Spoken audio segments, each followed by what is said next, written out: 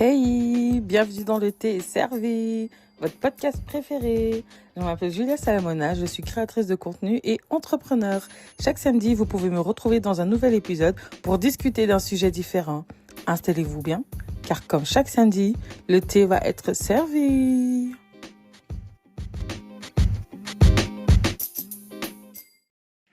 Hey guys, bonjour à tous et bonsoir à tous. Bienvenue dans votre podcast préféré, Le thé est servi. Alors j'espère que vous allez bien, que vous portez bien et que tout se passe bien dans votre life. Moi de mon côté, ça va. Aujourd'hui les gars, on se retrouve pour un nouvel épisode de podcast. Je pense que vous avez vu le titre. Je vais vous expliquer tout ça. Moi-même j'ai été choquée. Je vous ai mis mon adresse email dans la barre d'infos. À chaque fois, je vous le dis, si vous avez envie de participer, vous avez envie de laisser un message vocal, suivez les instructions et puis voilà.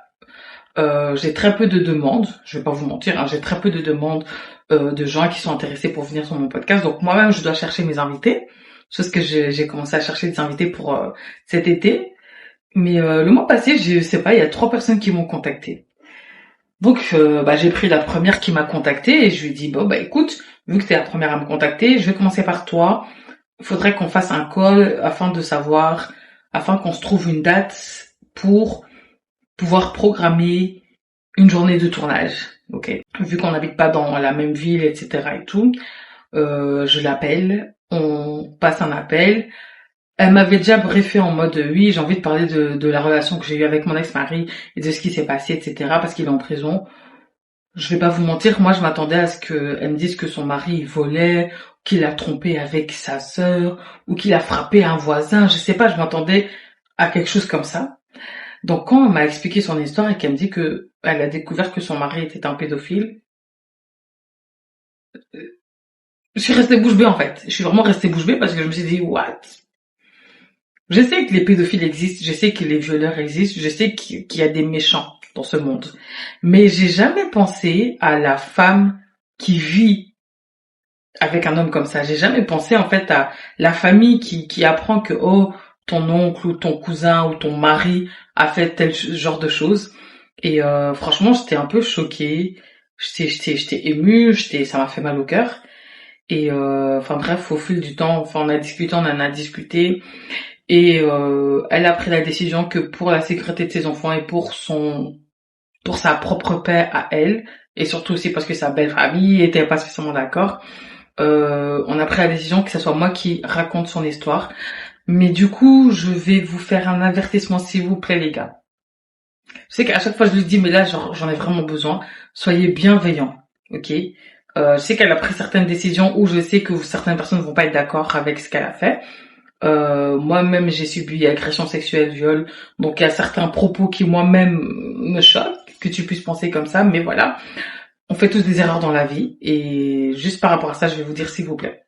Écoutez jusqu'au bout tout ce qu'elle a vécu avant de commencer, surtout pour ceux qui regardent sur YouTube, avant de mettre des gros commentaires ici, s'il vous plaît, ok?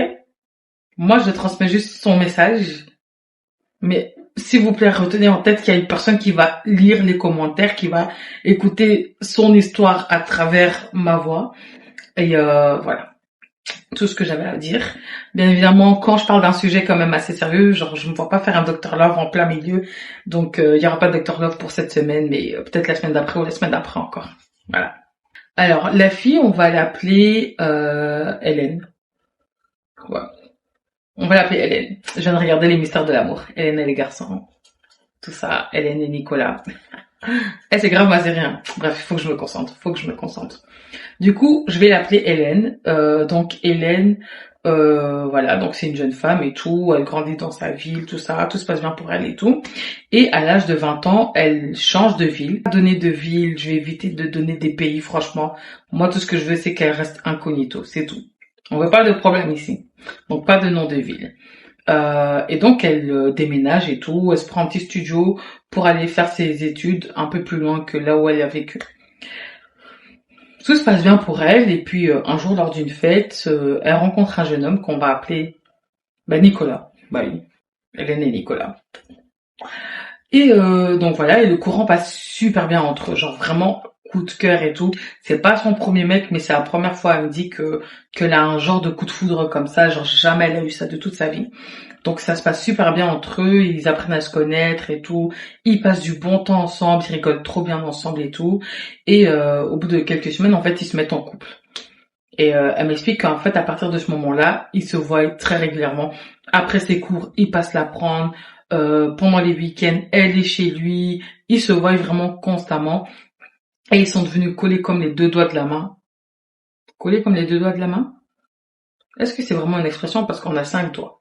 Bref, je sais pas. I'm sorry. Explique mir de detalhe. Donc, bref, en tout cas, ils sont collés. Maintenant, un mois qui passe, 2 mois qui passent, et elle me dit genre que c'était vraiment genre, elle était trop heureuse quoi. C'était vraiment un mec qui était à l'écoute, tout ce qu'elle avait besoin, bah il allait lui donner. Ils s'entendaient super bien, il faisait grave des activités avec elle, il se sentait super à l'aise, etc. et tout. Donc c'était vraiment genre son meilleur ami, son meilleur ami. Elle aurait pas pu rêver mieux. Maintenant, au bout de 3 mois et demi de relation, il commence à lui dire genre oui, moi comme c'est là, moi je sais que c'était la femme de ma vie. Moi comme c'est là, je sais que genre c'est avec toi que je vais finir ma vie. Genre j'ai même pas besoin de chercher. Et elle lui dit écoute, on est encore jeune, on n'a même pas encore 25 ans, tu vois, te presse pas, tu vois, ça fait que 3 4 mois qu'on se côtoie doucement. Et il lui dit ok, prends ton temps, mais moi je sais déjà que c'est toi. Elle est voilà, elle est au paradis, tu vois, parce qu'elle se dit waouh, genre c'est tout ce qu'elle rêvait d'avoir quoi, un mec comme lui qui est gentil, qui est propre, qui est réglo dans sa vie, qui lui-même a fait des études, qui travaille, il prend soin d'elle, elle n'a pas besoin de demander. Il est là quoi. L'homme parfait, c'est lui. C'est lui.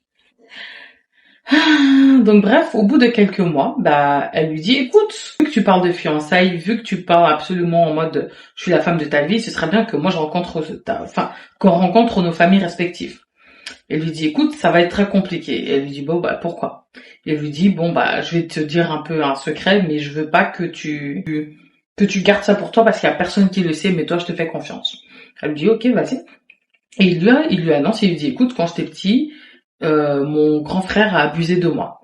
Donc elle me dit, à ce moment-là, elle est choquée, elle s'est dit, oh mon Dieu.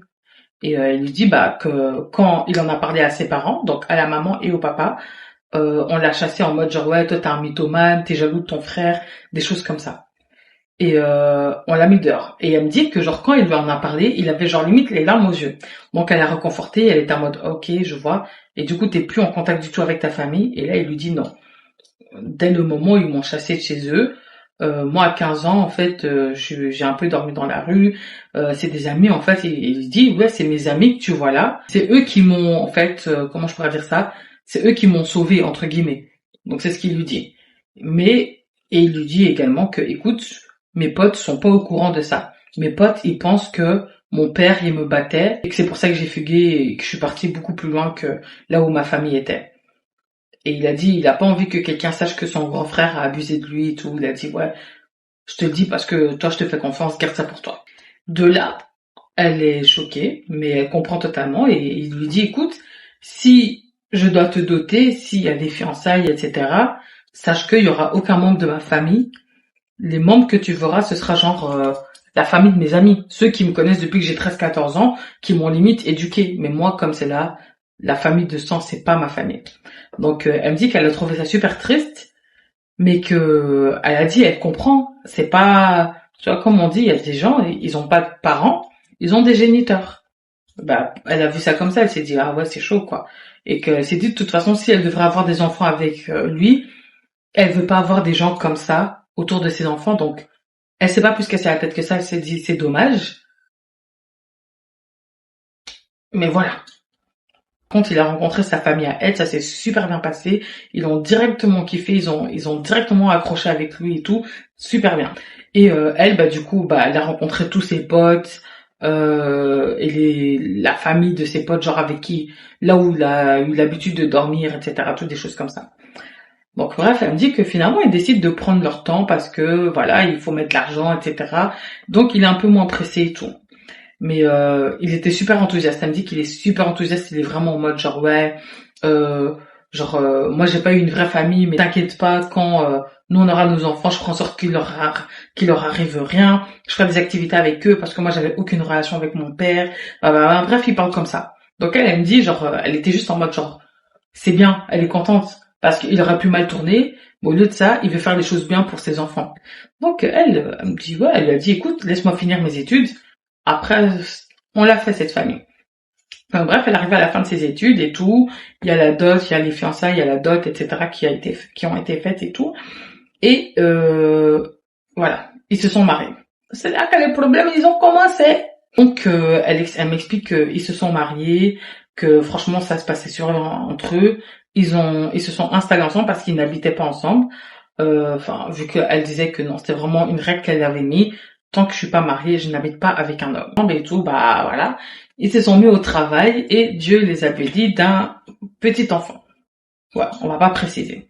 Donc, bénie d'un enfant. Donc, elle m'explique que sa grossesse s'est super bien passée. Elle avait pas de problème. Elle était trop belle pendant sa grossesse et tout. Et elle m'a montré des photos. Hein. Et j'espère que si la grossesse me touche, que j'ai la même beauté qu'elle avait. La go, elle était jolie. Non, moi, je jalouse déjà les filles comme ça.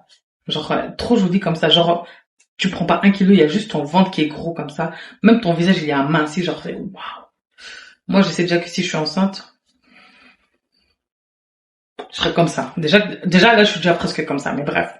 Donc, sa grossesse, elle s'est super bien passée. L'accouchement s'est bien passé. Il était présent. Il était vraiment à ses côtés et tout. Ça s'est trop bien passé pour elle. Maintenant, bah, ils ont leur premier enfant.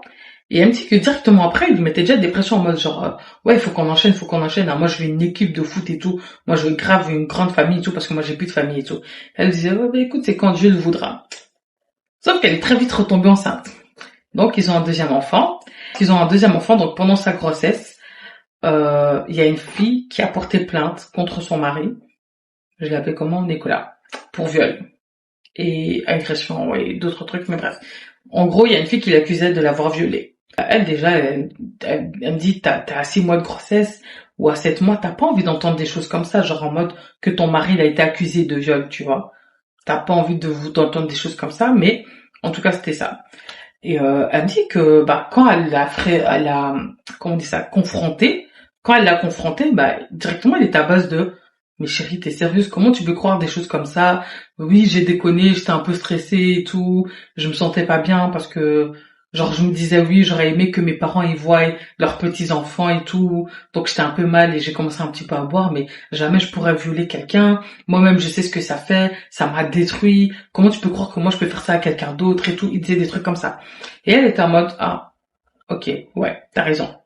Et puis après, bah, son mari, il a commencé à dire, et puis regarde la fille qui m'accuse et tout, c'est une meuf qui ouvre ses jambes pour tout le monde, elle est tout le temps en boîte et tout. Moi, quand je sortais, je la croisais tout le temps. Elle a juste la rage parce que j'ai pas voulu d'elle, parce que j'ai dit que c'était une chouin, blablabla. Bref, il parlait comme ça. Ce qui fait que elle est partie au front directement, parce qu'apparemment, la fille en question qui avait porté plainte, parce que ouais, elle a porté plainte, mais elle a également un peu ouvert sa bouche sur les réseaux. Donc elle, en fait, elle est partie la confronter en fait, en mode genre ouais, t'es là, touche ta bouche et tout. On n'a pas besoin de te violer parce que tout le monde sait que t'écartes tes jambes. Genre même pour un scène, t'écartes tes jambes, donc qui a besoin de te violer sérieusement et tout. Elle est partie affronter en mode genre tu touches pas mon mari quoi. Il n'ira pas en prison, moi je suis là, personne ne touche. Elle était vraiment là comme ça en mode il est pas tout seul, faut pas croire hein. Comme ça, elle était au front en mode genre personne touche mon mari quoi. La plainte n'a pas abouti pour elle-même jusqu'à présent, elle ne sait pas pourquoi, mais il n'y a pas eu de suite en fait. Il y a pas eu de suite et la fille a arrêté d'ouvrir sa bouche et elle a un petit peu disparu en fait, on va dire du radar. Donc lui, il était en base de waouh, je suis désolée de t'avoir déçu. Plus jamais je vais me mettre dans des endroits où on peut me créer des problèmes, etc. et tout. Je suis désolée, chérie. T'es vraiment la meilleure chose que j'ai eue de toute ma vie. D'autres filles m'auraient abandonné et tout. Tu sais, il était vraiment comme ça sur elle. Et donc, il offrait des petits cadeaux. Il était vraiment au petit soin pour elle et tout. Dans sa famille, ça passait plus trop, tu vois. Sa famille, c'était à base de ouais, mais ton mec, il est chelou. Genre, déjà, qu'est-ce qu'il faisait à tel endroit là? Il est chelou. Mais bon, si toi tu veux le pardonner, pardonne, mais nous on pardonne pas trop, tu vois. On va le regarder, tiens, on le regarde un petit, du coin de l'œil. Ok. Donc bref, elle accouche de son deuxième enfant et tout, et là encore l'accouchement se passe super bien, tout ça et tout, mais voilà. Ensuite, elle retombe enceinte. troisième enfant. Et elle m'explique qu'en fait, elle est à bout parce qu'elle a enchaîné les grossesses. Que même le médecin lui a dit, mais madame, il faut respecter les délais toi aussi. Hein? Même si on a chaud là-bas, doucement quand même. C'est pas pour rien qu'on vous donne 6 semaines, il faut respecter les délais. Mais bref, sa troisième grossesse se passe bien et puis son accouchement se passe super bien. Bref, elle m'explique que c'est le paradis chez eux, elle est trop contente, elle a sa petite famille, alors qu'elle est toute jeune et elle se dit ouais, je serais une maman cool à 50 ans quoi. Parce que t'es là, t'as même pas encore 28 piges, t'as déjà 3 gosses. Donc de là, elle m'explique, elle me dit que en fait tout se passait super bien jusqu'à ce qu'un jour, il y a encore quelqu'un qui porte plainte contre son mari. Et elle me dit, et là, son mari, avant même qu'elle apprenne que quelqu'un a porté plainte contre lui, son mari est venu la voir. Donc Nicolas, il vient tranquillement chez elle, enfin chez eux à la maison, et il lui dit, bon chérie, là je suis dans la merde, et j'ai vraiment besoin que tu m'aides. Et elle dit, ouais, il y a quoi? Il dit, ouais, je pense qu'il y a une fille qui va peut-être porter plainte contre moi, mais voilà. Et elle dit, pourquoi? Porter plainte de quoi? Encore viol? Il dit, non, non, c'est pas ça, t'inquiète, je t'explique. En gros, il dit, ouais, samedi après le travail, je suis sortie, j'ai bu, j'étais avec mes potes, et puis quand je suis partie pisser dehors, il y avait une fille, et je sais pas pourquoi, j'ai voulu lui demander son numéro, mais elle a fallu à Maline avec moi, et je lui ai donné une tarte, et tout, sauf que maintenant, comme elle sait qu'on m'a déjà accusé de viol, elle a dit, ouais, t'auras pas dû mal me parler, tu vas voir et tout, je dirai à tout le monde que tu m'as agressé, et que t'as essayé de ouvrir ma tirette, etc., tatati, tatata. Donc, bref, il part dans des explications qui n'ont ni queue ni tête. Déjà, moi, quand elle m'a expliqué ça, je fais,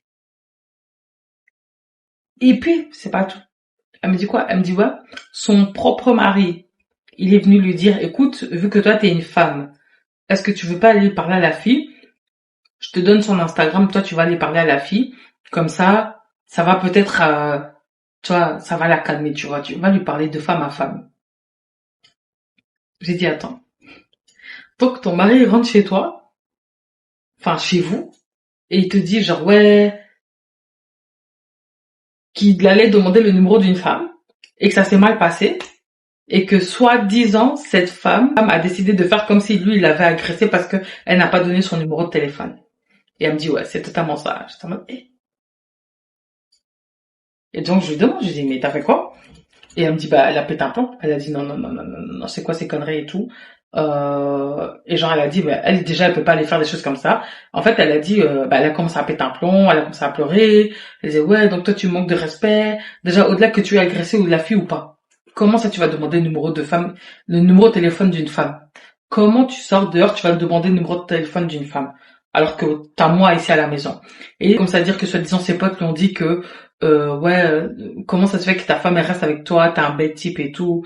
Et donc il a voulu se prouver, c'est ce qu'il lui a dit. Il a dit que il lui a dit ouais, j'ai voulu me prouver que je pouvais avoir n'importe quelle femme. Et donc elle dit ah, c'est pour ça que tu l'as agressé la femme.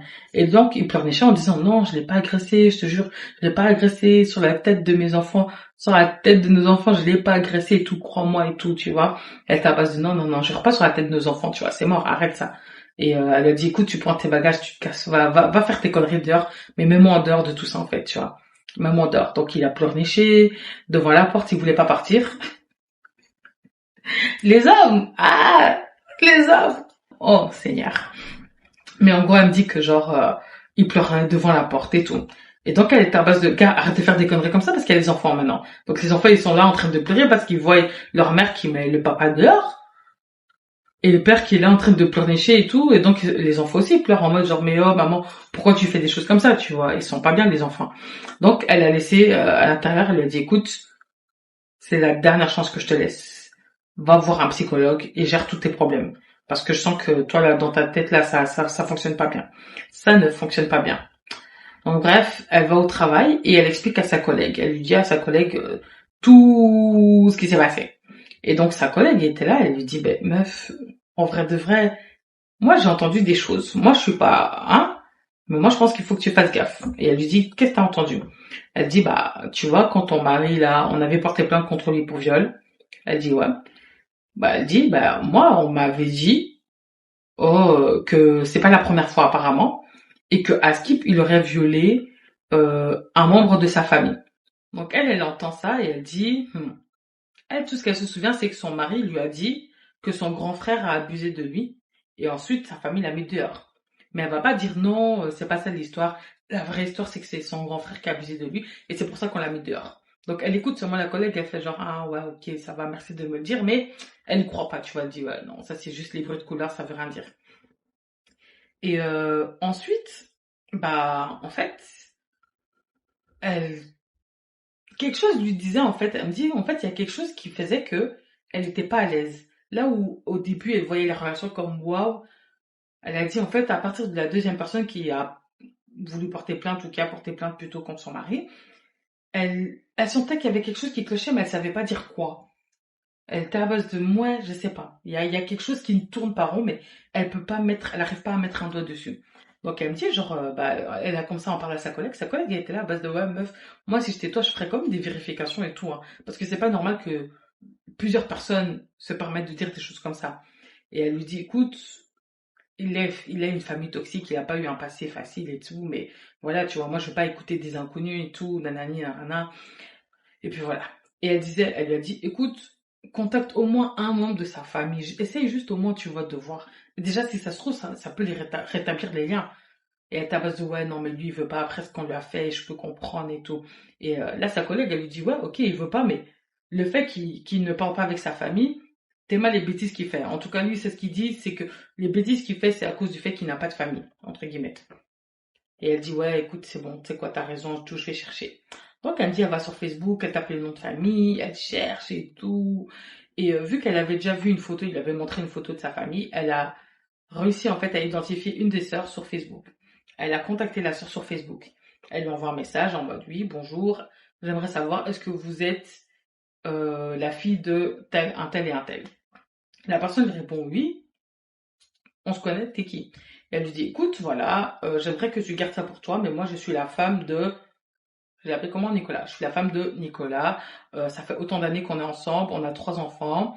Et j'aimerais, en fait, vu que lui, il vous parle plus, j'aimerais rentrer en contact avec quelqu'un de la famille et juste savoir, en fait, pour au moins mes propres enfants, qu'est-ce qui s'est réellement passé.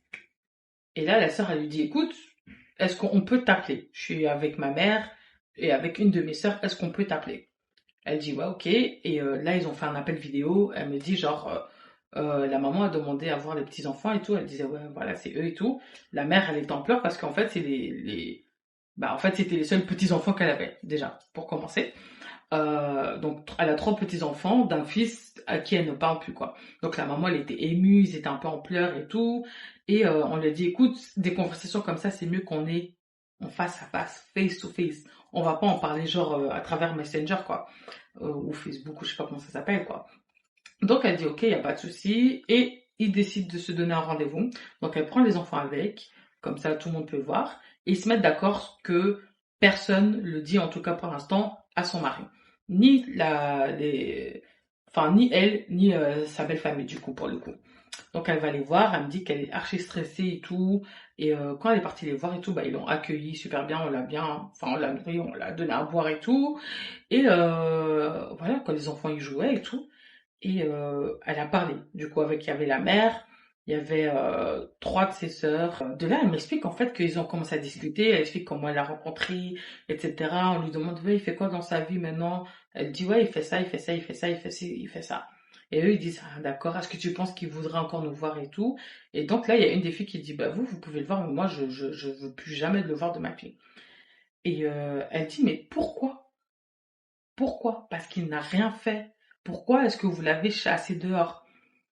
Et là, la maman, elle dit, c'est mon fils, je peux pas le jeter en pâture comme ça, quoi. Je peux pas, genre, je suis pas d'accord avec ce qu'il a fait, mais voilà. Et elle dit, mais oh, tantine, moi, je suis sa femme. Je mérite quand même de savoir. Et là, la maman, elle dit, mais écoute, si mon fils l'a pas dit, c'est pas moi qui vais balancer. Peut-être que voilà, il a changé et qu'il veut pas que on sache ce qu'il a fait avant. Et elle dit, mais il a fait quoi avant? Elle dit, parce que là, concrètement, au cas où vous n'êtes pas au courant, il y a une femme qui a porté plainte contre lui pour viol, et il y a une autre femme qui a porté plainte contre lui pour agression, je sais pas quoi. Et donc, elle explique un peu, genre, les problèmes dans lesquels elle est. Et là, bah, il y a une des sœurs qui dit, bon, bah, vu que, apparemment, il a pas changé, bah, moi, je vais te le dire directement. Mon frère, c'est un sorcier. Il a abusé de moi quand j'étais plus jeune. Donc, entre mes 5 à mes 10 ans, il a abusé de moi. tenté également de faire sur ma petite sœur, mais elle a directement ouvert sa bouche et voilà pourquoi on l'a mis dehors.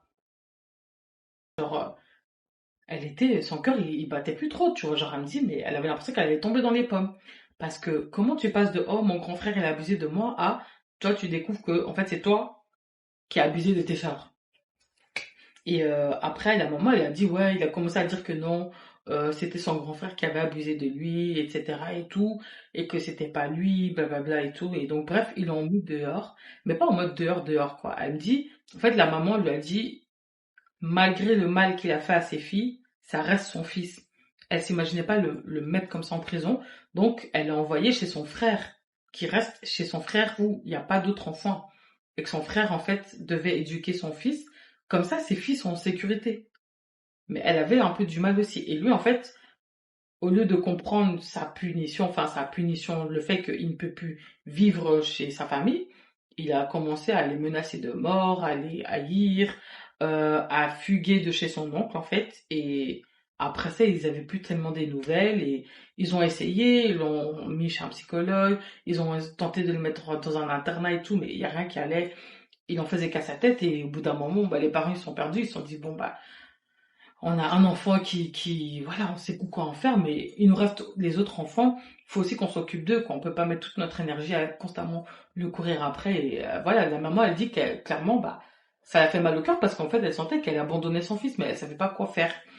Et, euh, et puis, ça a créé des embrouilles aussi parce que du coup, bah, son oncle, enfin, son frère était pas d'accord avec la manière d'agir de la mère et du coup, bref, il y a eu des tensions de famille. Et à un moment donné, il y a eu des tensions entre l'oncle et bah, Nicolas. Et en bref, il a fini à la rue. Voilà. Donc elle est choquée d'apprendre ce qu'elle apprend et elle n'en revient pas. Et elle se dit, mais attends, donc je vis avec un mec qui a abusé de sa sœur. Un mec qui a violé sa sœur, genre durant... Et elle dit, mais maintenant, imagine, en fait, il a vraiment violé la fille. Parce que du coup, ce sera pas sa première fois. Maintenant, comment est-ce que moi, maintenant, je suis sûre qu'il l'a... C'est quoi? Donc elle s'est un petit peu embrouillée avec la tantine en lui disant, bah écoute, t'aurais juste dû aller à la police. T'aurais juste dû dénoncer ton fils. Ça aurait fait un criminel en moins, en fait. Parce que moi, maintenant, je me retrouve mariée, en fait, à un mec qui... Je sais pas qu'est-ce qui fonctionne dans sa tête et ce qui ne fonctionne pas dans sa tête, en fait. Et donc, bref, elle était pas bien et tout. Et elle a dit, écoutez, je préfère que vous ne le contactez pas. Et moi, pour l'instant, je ne vais pas lui dire que je vous ai vu. Je dois essayer de trouver le vrai du faux, blablabla, blablabla et tout. Mais elle m'a dit que genre qu'elle n'avait pas de doute. Quand sa famille a parlé, elle a pu parler avec la sœur, à part. Elle m'a dit, elle n'a pas eu aucun doute. Genre, elle savait que ce que la famille avait dit, c'était totalement vrai. La seule chose qu'elle m'a dit, elle m'a dit, ouais, que elle pense, en tout cas à ce moment-là, elle était persuadée que le grand frère avait quand même abusé de son mari. Et, du coup, bah en fait, elle rentre chez elle, elle fait comme si de rien n'était et tout, mais elle se pose plein de questions, voilà. Et puis là, en fait, elle se dit, mais merde. Donc ça veut dire que ce que les gens disaient, peut-être c'est vrai. Ou peut-être sa famille est tellement toxique qu'ils veulent mentir pour garder la face en fait et ils s'assument pas. Donc elle se comprenait pas trop, mais elle m'a dit quelque chose en elle lui disait que elle m'a dit en fait son instinct lui disait que c'était la vérité, que sa famille n'avait pas menti. Et après à partir de ce moment-là, elle s'est dit OK, genre elle m'a dit en fait, elle avait l'impression que tout son monde se retournait parce que genre c'est genre son grand amour, c'est le seul amour qu'elle a eu de toute sa life, c'est la seule personne qu'elle connaît, c'est la seule personne qui l'a vu nu, c'est le père de ses enfants. Elle m'a dit mais comment elle m'a dit en fait, tu dors à côté de quelqu'un mais tu sais même pas si cette personne enfin c'est vraiment la personne que toi tu penses. Et elle m'a dit que en fait elle était perturbée, etc. Elle s'est dit bon je vais laisser passer, peut-être qu'il a changé et puis voilà, mais je veux quand même le surveiller. Et elle m'a dit bah au bout de quelques jours il y a quelque chose d'autre en fait qui lui a fait tilt. Elle m'a dit qu'elle a réalisé en fait, mais c'est quelque chose en fait qu'elle réalisait pas au début, mais en fait elle a réalisé que il aimait trop passer du temps avec les enfants. Et je lui dis oui, comment ça? Elle me dit bah en fait en gros, c'est-à-dire qu'en fait elle me dit que genre très souvent, mais genre vraiment très souvent, presque chaque semaine, il faisait en sorte d'être tout seul avec les enfants le week-end. C'est-à-dire que genre il allait dire ouais, non c'est bon je vais faire à manger, tiens va au spa, tiens, va voir ta copine ou va chez ta sœur, je m'occupe des enfants ou prends juste le dernier avec moi, je garde les deux, tu vois. Genre, en fait, il faisait comme s'il essayait de rendre sa vie simple, genre comme s'il essayait de rendre sa vie, je sais pas comment dire ça, genre en mode plus souple, plus calme, genre qu'elle n'ait pas à s'occuper de ses enfants, mais elle m'a dit, elle voyait pas ça comme une tâche. Genre elle, c'est simple, elle est maman, elle s'occupe de ses enfants, c'est tout. Mais au début, tu vois, elle me dit, elle voyait ça comme quelque chose de mignon. Elle se disait, oh c'est trop mignon. Il essaye de créer un lien avec ses enfants, il veut toujours être avec ses enfants et tout. Mais à un moment donné, elle s'est dit, mais attends, mais on est une famille. Genre, nous deux et nos trois enfants, on est une famille. Pourquoi est-ce que tu me chasses constamment? Donc, la prochaine fois qu'il lui a dit, il lui a dit, ouais, tiens, ça fait longtemps que t'as pu être au spa et tout, bah tiens, je te paye et tout, prends ma carte, va prends, ça va te faire du bien. Ce soir, t'auras ton dîner. Et elle lui a dit, écoute, non, genre, j'ai envie qu'on passe la journée en famille. Il dit, ouais, non, mais moi j'ai prévu d'aller au parc avec les gosses et tout. Elle dit, bon, bah c'est pas grave, bah on y va en famille. Et il lui dit, ouais, non, mais moi je pense que c'est mieux, tu vois, que je sois tout seul et tout. Et là, elle a dit, mais t'es chelou, toi, genre, je suis ta femme ou je suis pas ta femme? Genre, ça fait quoi que je suis là? Genre, on est une famille, nous tous. C'est pas juste toi et les gosses, en fait. Moi, je suis pas une mère pondeuse. Et il a dit, non, non, t'inquiète, c'est bon, te fâche pas et tout. Et elle m'a dit, là, à ce moment-là, elle imaginait même pas encore de pire, hein. Mais elle m'a dit qu'à ce moment-là, en fait, il y a quelque chose en elle qui s'est dit, ne le laisse pas tout seul avec tes enfants. Ne le laisse pas tout seul avec tes enfants. Lui-même, c'est le père des enfants, mais de toute façon, il insiste là quand même. Analyse bien la situation. Et elle m'a dit que, mais en fait, elle a fait sans se rendre compte, hein. C'est vraiment, elle s'est dit, bizarre lui. Attends, je vais rester maintenant. À chaque fois, on va voir s'il va rester tout seul avec les enfants. Et elle a commencé en fait à avoir un sort de, comme si elle se questionnait, mais elle se questionnait pas vraiment parce qu'elle m'a dit, jamais tu peux épouser quelqu'un et dans ta tête te dire, est-ce qu'il abuse de mes enfants? Jamais tu peux te poser cette question-là. Mais il y a quelque chose qui faisait comme qu'elle était mal à l'aise, mais elle savait pas mettre de mots dessus. Donc elle me dit, bah en fait, ça a duré quelques semaines, hein, genre elle se posait des questions et tout, mais elle ne le laissait plus tout seul avec les enfants à la maison. Ou si elle savait qu'elle devait partir, elle trouvait des excuses. Elle en a parlé à sa sœur, elle a dit, ouais, est-ce que tu peux faire en sorte de rester... Genre, elle trouvait vraiment des excuses. Et puis à un moment donné, bah, vu que sa collègue qui était limite devenue sa meilleure amie, elle a dit, mais meuf, tu comptes faire quoi en fait? Genre toute sa vie tu vas le surveiller pour si t'es pas à l'aise avec lui, enfin si t'es pas à l'aise que ton mari, qui est du coup le père de tes enfants, reste seul avec tes enfants, c'est qu'il y a vraiment un problème. Tu le soupçonnes de quoi en fait? Tu le soupçonnes d'abuser de vos gosses? Et elle m'a dit là, quand sa collègue lui a vraiment dit les termes, c'est là qu'elle a réalisé, elle a dit peut-être que inconsciemment je le soupçonne ou que j'ai peur qu'il fasse ça, mais je pense pas. Je le connais, il peut pas faire ça, mais... Et après, sa collègue, elle lui a dit, meuf, te casse pas la tête. Fais des recherches, installe des caméras chez toi s'il faut, mais il faut que tu sois sûr, tu peux pas vivre avec un homme et te dire que t'es pas à l'aise, qu'il soit enfin, entouré de vos enfants, c'est pas normal. Et elle dit, ouais, t'as raison. Et elle commence de plus en plus à parler avec la belle famille et tout. Et là, elle réalise qu'en fait, non, vraiment, genre, ce que sa belle famille a dit, c'était vrai. Et elle dit à sa collègue, elle dit, ouais, mais de toute façon, week-end prochain, je vais déposer les enfants chez leur mamie et je vais le confronter. Je vais lui donner une chance d'être honnête avec moi et d'assumer son passé parce que voilà, je peux pas garder ça comme ça pour moi. Moi, maintenant, je suis pas à l'aise à la maison et tout. Et là, sa collègue, elle dit, ouais, d'accord. Mais t'es sûr que tu peux lui faire confiance avec vos enfants? Parce que s'il a pu abuser de sa sœur, je vois pas ce qui va l'empêcher d'abuser de ses enfants, en fait. Et elle dit, mais non, t'es folle et tout. C'est sa sœur, c'est pas la même chose. Et là, sa collègue, elle lui dit, meuf, c'est sa sœur. C'est son sang. Mais ses enfants, c'est pareil. Elle dit, non, c'est pas pareil. Là, c'est parce qu'il était jeune et sûrement parce que son grand frère avait abusé de lui. Bref, elle lui trouve des excuses et tout. Et sa collègue, elle dit, bah écoute, vérifie quand même. Mais installe une caméra pour bébé, je sais pas, mais vérifie quand même qu'est-ce qu'il fait quand il est seul avec les enfants tellement il insiste. Juste ça. Comme ça, tu sais que ton cœur est définitivement apaisé. Elle dit bon bah ok. Donc elle fait des recherches et tout sur internet et tout pour acheter genre une caméra là pour mettre dans la chambre des enfants, même dans sa chambre à elle et tout. Donc elle fait ses petites recherches et tout tranquille quoi. Mais elle me dit elle se sentait mal. Elle avait l'impression de le trahir quoi. Elle se disait comment tu peux installer des caméras chez toi pour surveiller ton mari? quand elle est avec les enfants. Elle m'a dit, elle se sentait coupable de faire quelque chose comme ça. Mais elle s'est dit, bon, une bonne fois pour toutes, au moins elle aura le cœur libéré, tu vois. Parce qu'elle s'est dit, bon, voilà. Et ça sera un petit secret entre elle et sa collègue. Lui, il va jamais savoir que elle a soupçonné pendant quelques temps, mais elle me dit, c'était juste pour se prouver aussi à elle elle était dans le tort. Donc elle fait ses petites recherches et tout. Et bref, un jour sa collègue, elle lui dit, ouais, si ça se trouve et tout, il a changé. Hein. Si ça se trouve, c'est juste un incestueux. Peut-être qu'il regarde des vidéos X entre frères et sœurs, hein, ça existe et tout. Et elle dit, ah, non, je pense pas. Il regarde pas vraiment de vidéos X, sinon je le saurais. Elle dit, ouais, mais est-ce que tu fouilles même son PC et tout? Elle dit, non, mais, elle dit, ouais, non, mais regarde, faut tout fouiller, fouille son téléphone, faut que tu saches tout ce qu'il fait de sa vie, tout ce qu'il regarde, tout ce qu'il fait, afin de savoir comment il va psychologiquement. Va même à une séance de psy avec lui. Elle lui dit, ouais, ok, t'as raison. Donc un jour comme ça, il est au travail, et elle va dans son ordinateur. Elle va rarement sur son PC à lui. C'est vraiment très très rare. Elle touche quasiment jamais son PC à lui. Mais là, elle décide d'aller et tout. Elle s'est dit, bon, de toute façon, il est pas là toute la nuit. Donc, je vais un peu fouiller pour regarder. Donc, elle va dans son historique et tout afin de regarder qu'est-ce qu'il regarde et tout. Elle voit rien d'anormal. Donc, elle se dit, ah bon, bah ok.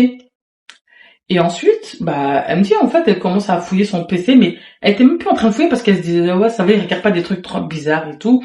Donc, elle regardait un peu les documents qu'il y avait dans son PC, tranquille et tout. Et voilà.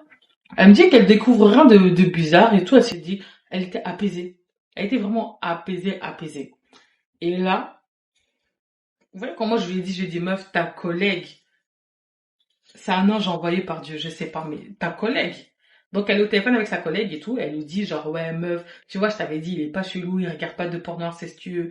Moi je pense que je vais même annuler les trucs de caméra et tout. Ouais il a déconné et tout, mais franchement de toute façon il insistait pour avoir des gosses et tout. C'est vraiment un gars bien. Je sais pas pourquoi je t'ai laissé rentrer dans ma tête et tout. Elle dit ah t'as rien trouvé de bizarre et tout. Elle dit moi je suis désolée hein, mais avec toutes les rumeurs que j'ai entendues, ton mec là, ton mari là je le sens pas du tout. Elle dit, ouais, mais de là, de soupçonner de toucher nos enfants et tout, tu vois. Non, meuf, j'aurais jamais dû te dire ça, blablabla, blablabla. Elle dit, ouais, moi, je vais venir ici, je vais fouiller son PC là. Tout, parce que je suis sûre que t'as même pas tout ouvert. Et donc, elle s'appelle en vidéo et tout, et genre, elle lui montre, elle dit, bah non, regarde là, c'est que les documents et tout.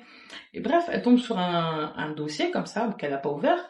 Elle dit, bon, vas-y, je vais ouvrir. De toute façon, il me reste que 3 dossiers à faire et puis c'est tout, tu vois. Mais elle ouvre le dossier, ça met genre quelques photos et tout. C'est des petites photos de famille tranquille, elle a trouvé ça mignon. Dans le dossier, il y avait encore un dossier. Et puis dans le dernier, en fait, c'était que des vidéos. Genre, que des vidéos. Genre, dans le PC. Genre, que des vidéos. Mais la première vidéo, en fait, donc elle lit les vidéos. Et là, elle m'a dit, elle a failli tomber par terre tellement elle est... Elle m'a dit, en fait, elle était... Genre, sa collègue a pas vu les images. Sa collègue n'a pas vu les images. Mais la collègue a juste vu bah, la tête de, comment je l'ai appelée? Hélène. Hélène. En fait, la collègue, elle a juste vu la tête de Hélène. Elle a dit, meuf, reprends tes esprits, commence pas à tomber dans les pommes, etc. Et tout, tes enfants, ils ont besoin de toi, qu'est-ce qui se passe et tout. Donc, elle est en stress et tout. Elle dit, meuf, j'arrive chez toi, j'arrive chez toi. Et elle m'a dit, en gros, bah, elle était tétanisée, en fait, elle comprenait pas. Et elle a senti limite son cœur s'arrêter. Elle me dit, même les larmes, ça n'arrivait même pas à couler. Vous voyez quand elle m'a dit ça? Je suis restée comme ça, je la regarde et tout, je dis, qu'est-ce que t'as vu? Franchement, juste le dire, c'est pas que ça me donne des larmes aux yeux, mais ça me fait mal. Ça me fait mal. Ça, ça, moi, je vous le dis, hein, en étant en appel et tout, limite, elle a lâché des larmes.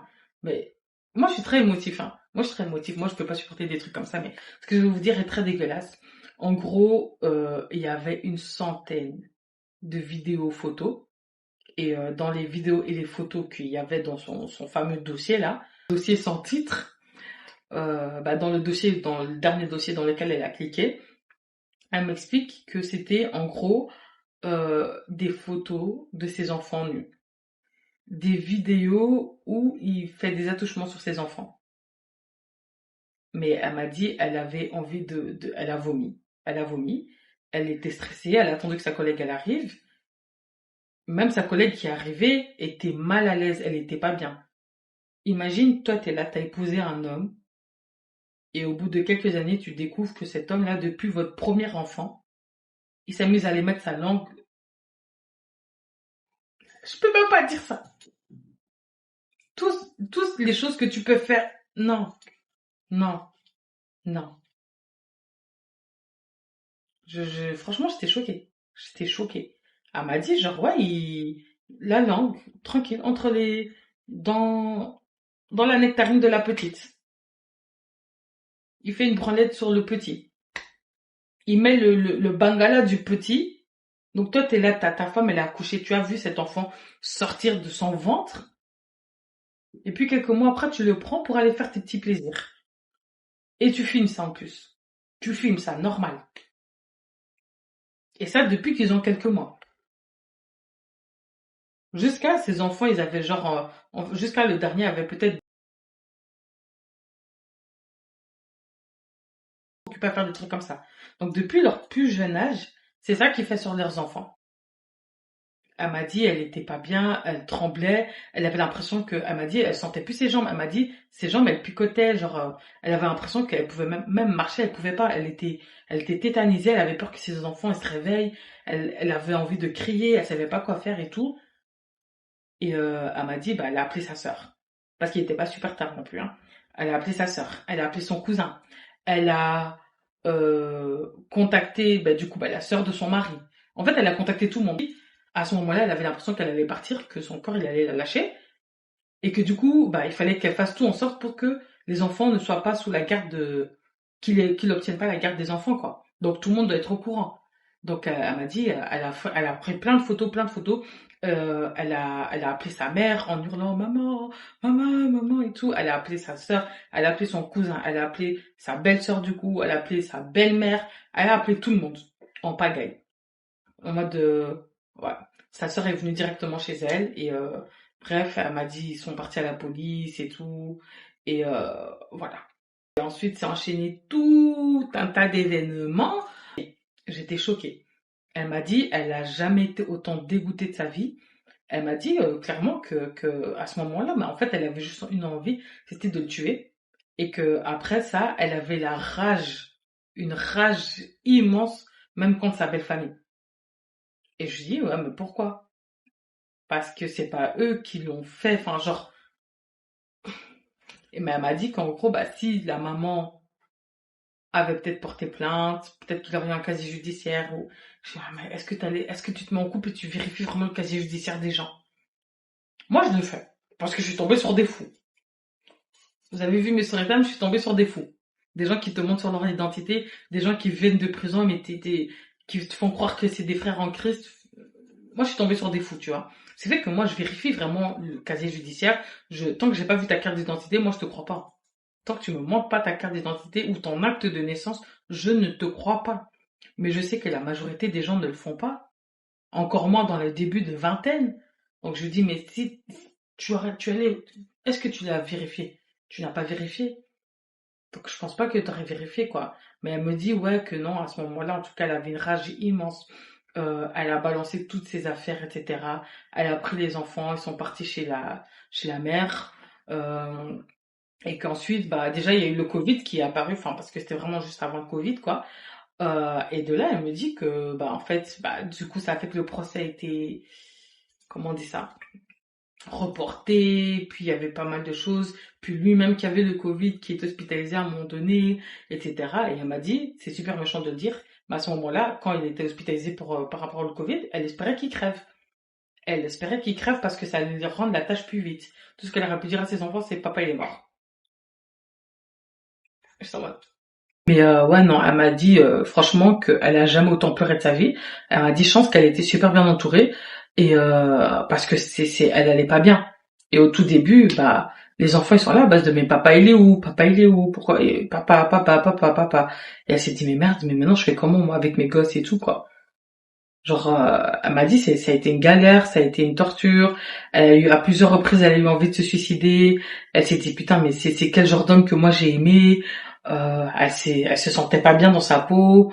Elle a perdu énormément de poids. Elle passait ses nuits à pleurer. Elle m'a dit, elle a passé ses nuits à pleurer, à pleurer, à pleurer. Et après ça, elle a pensé en fait à la fille qu'elle a limite agressé parce que cette fille avait porté plainte contre son mari. Et elle s'est dit, merde, mais putain, mais t'es mal les propos que j'ai tenus envers cette fille. Alors que cette fille disait sûrement la vérité. Et la deuxième fille là qui voulait porter plainte aussi disait sûrement la vérité. Et ce qu'elle m'a dit, qui m'a quand même assez choquée, c'est que lorsque elle a porté plainte et tout, enfin qu'elle est partie voir le policier et tout, par après, elle a appris que c'est la 5e plainte par rapport à des viols, des trucs comme ça. Comment ça, 5e plainte? Elle me dit oui, avant elle, il y a 4 autres personnes, donc il y a déjà les 2 filles, mais il y a encore 2 autres personnes qui ont porté plainte contre lui. Mais aucune de ces affaires n'a jamais abouti, il n'y a jamais rien eu, etc. Et j'étais en mode, mais wesh.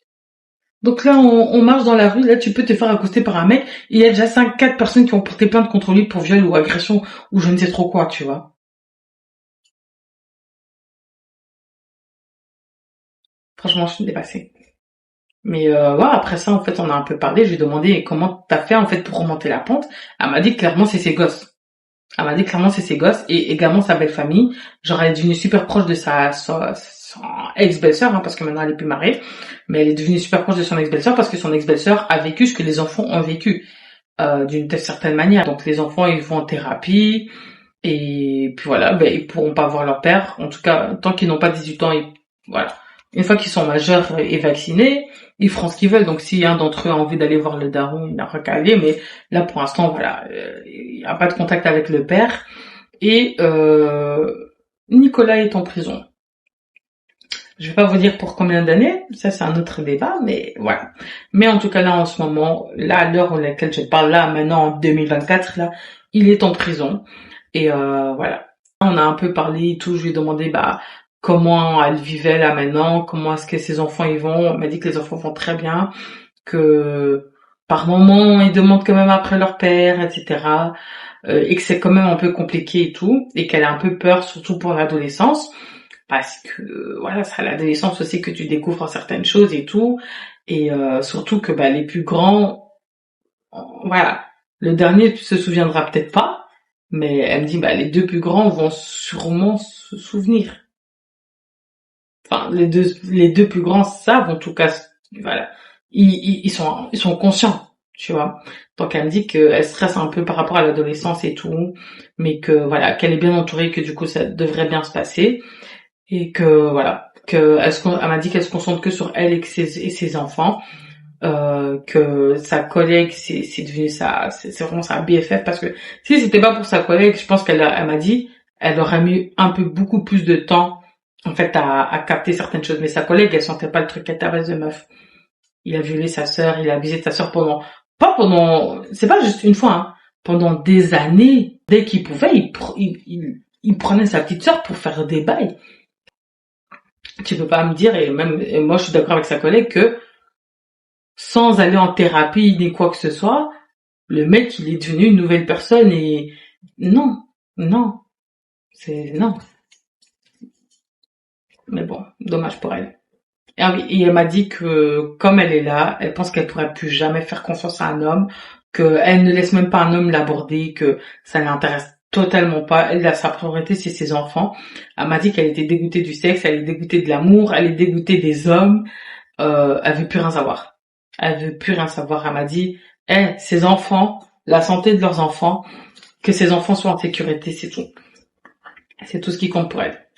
Moi, je lui ai dit que je trouvais que c'était une bonne maman parce que d'autres personnes auraient fermé les yeux. Il y a des personnes qui ferment les yeux, il y a des personnes qui font pas le nécessaire. Donc moi, je lui ai dit que franchement, c'était une bonne maman et qu'elle pouvait être fière d'elle, et voilà, et que c'est pas de sa faute. Genre, je lui ai dit, des fois, tu tombes sur des personnes et tu te sens coupable de ce que eux ils font, ou tu te dis, j'aurais pu voir ceci, où il y avait tel signe, où il y avait tel signe. J'ai dit, toi, dès que t'as vu les trucs, t'as agi et c'est ce qui compte. Donc c'est ce que tu devrais retenir. Et puis voilà. Les gars, même là, dites-vous que je vous ai raconté le truc en mode raccourci, hein. Moi, j'ai passé 3 heures au téléphone. Allez, 3 heures au téléphone, c'est pas téléphone, on appelle avec cette personne-là. Et franchement, j'ai même pas les mots. Je n'ai même pas les mots. Ou, voilà. C'est la fin. Je peux même pas vous dire, j'espère que vous avez aimé ou quoi que ce soit parce que c'est quelque chose de super trash. Moi, ce que j'en retiens, c'est qu'il faut vraiment faire attention à tout le monde. Une autre chose que je retiens de son histoire à elle, c'est qu'il faut pas se sentir coupable pour les faits et gestes des autres personnes. C'est super dur, mais je ferai un autre épisode de podcast par rapport à ça, que on n'est pas responsable des comportements des gens. On l'est pas. Même si ça a été ton mari, même si c'était ton mec, même si c'est ton frère, tu n'es pas forcément responsable de son comportement. Certaines personnes peuvent y jouer un rôle, c'est-à-dire que par exemple des fois, à cause de tes parents, tu vas te comporter d'une certaine manière, mais je pense sincèrement qu'il y a des gens qui naissent et qui, à cause de certaines choses qui leur arrivent, dévient en fait et deviennent parce que justement j'ai oublié quelque chose, j'ai oublié de vous dire quelque chose, voilà, je savais. Ouais, non, parce que si je précise ça, c'est peut-être trop cramage pour certaines personnes. Donc la seule chose que je vais dire, c'est que son grand frère a avoué avoir abusé de lui, donc de son ex-mari, de Nicolas. Donc c'est bien son grand frère qui a fait connaître le sexe à un très très très jeune âge à son ex-mari. Et de là même, je me pose la question, et son grand frère, maintenant, lui, il a appris ça où? Est-ce que quelqu'un d'autre aussi a abusé de lui, ou est-ce qu'il est juste mauvais? Je sais pas. Je sais pas. Après, ça veut rien dire, hein.